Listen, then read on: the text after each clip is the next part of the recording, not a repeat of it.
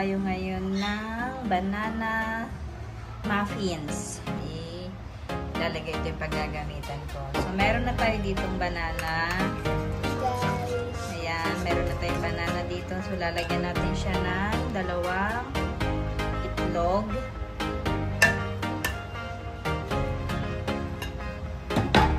Nagpapapansin si Colette, hindi naman kita.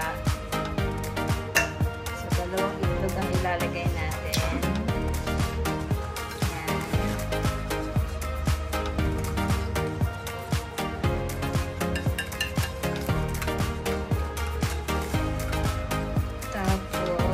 Lalagyan natin ng 4 tablespoon ng oil. So, katumbas niya is 1/4 cup. Kasi wala akong measuring cup. Kaya ito na lang muna gagamitin ko. Tablespoon. 1. Bali, 4 na dito. Meter tayo ngayon, tansya kasi wala pa akong measuring cup. Nakalimutan kong bumili. Nag-crave ako ng banana cake. Ayan.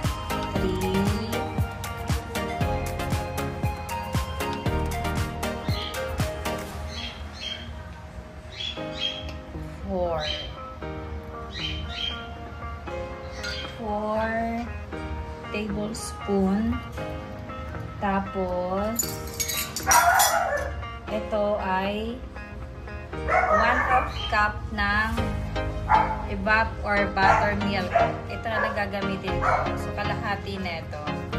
Sabi ko sa inyo, tansya-tansya lang kasi wala ako. Yan. Tansya-tansya lang. And then, lalagyan natin siya ng vanilla. Para magkaroon ng lasa at mabangong amoy. Okay. Then, haluin na natin. So, tapos na tayo sa wet ingredients. Isunod naman natin ang dry ingredients naman tayo, guys. Tabi muna natin ito. Dito muna tayo.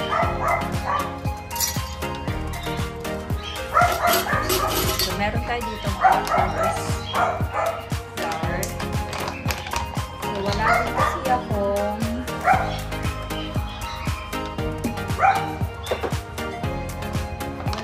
cup, kaya magtatansya na lang ako ng 1.5 cup ng all-purpose flour.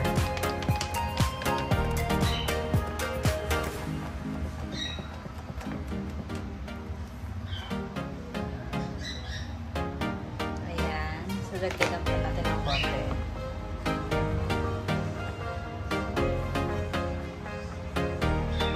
Ayan. Tingin ko 1.5 cup naman na siya.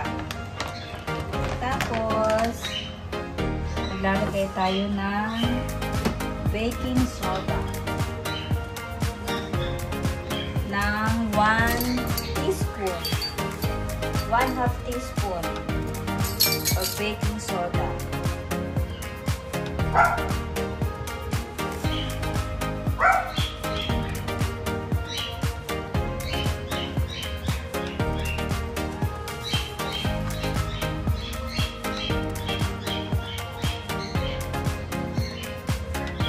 teaspoon of baking soda.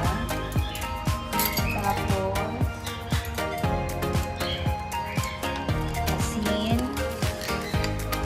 1/2 teaspoon din asin.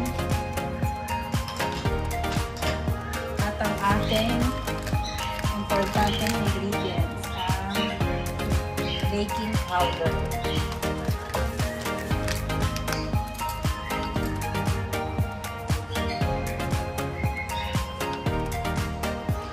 Ayan. 1 teaspoon of baking powder.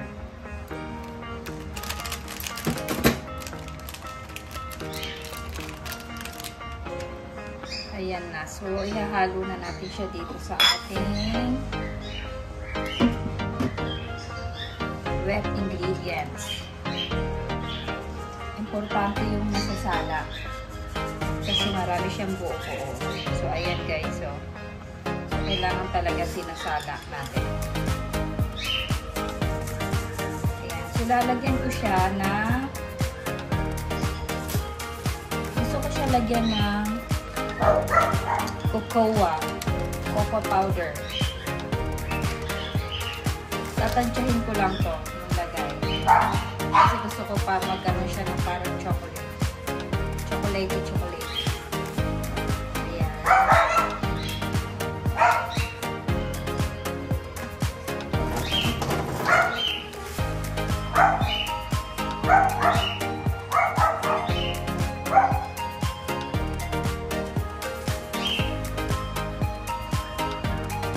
Para chocolate flavor ang ating banana.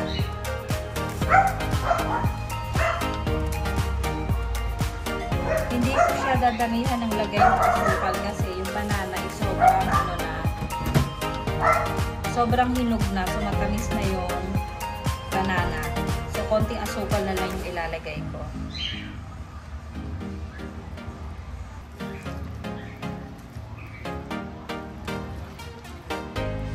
Ayan na siya guys. Ino-combine ko lang yung ingredients. Kailangan mahalo siyang mainit.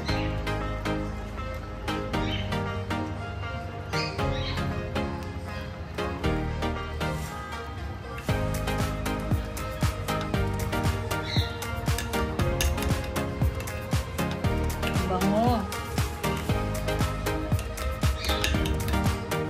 Ilalagyan ko na siya ng asukal. Konting asukal lang ilalagay ko.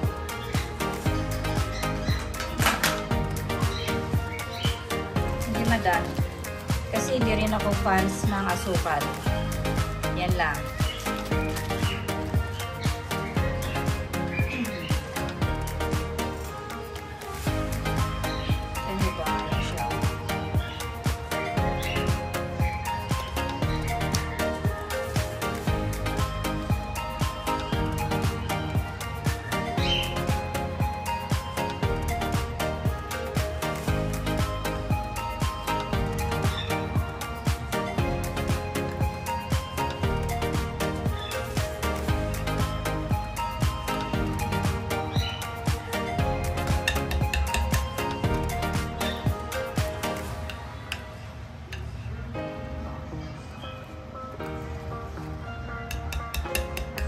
Ayan na siya guys.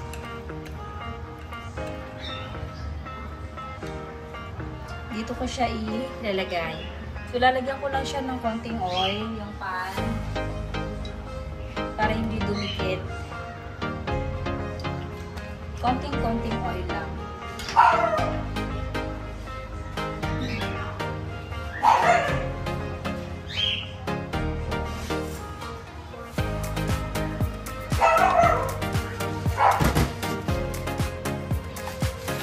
Tapos spread lang natin yung oil. Kasi wala pa, kasi hindi akong parchment paper. Kaya dito ko siya ilalagay mo. Ayan. So okay na. Ang gagawin natin ay sasalin na natin siya dito.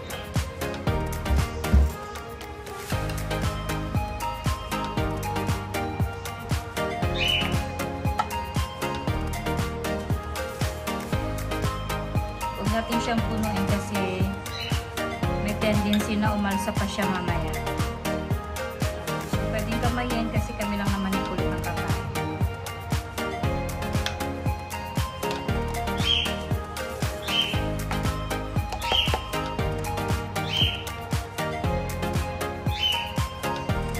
Lagyan natin. Baka umalsa yan mamaya.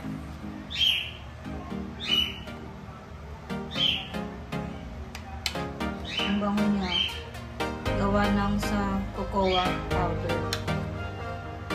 Gusto ko kasi nilalagyan to ng cocoa powder.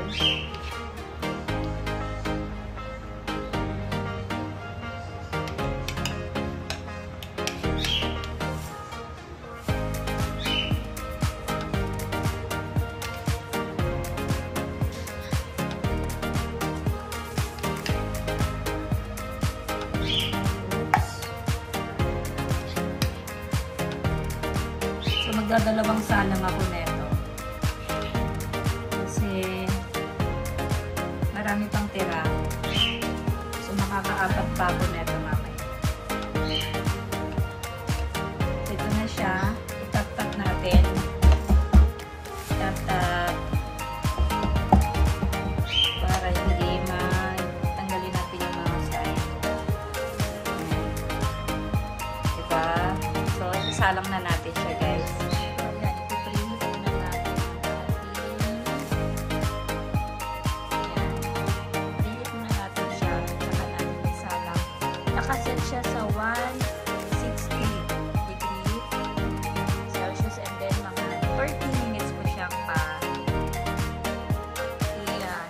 i-bake. Ayan. So, antayin na lang natin 1 minute saka natin ilagay yung banana.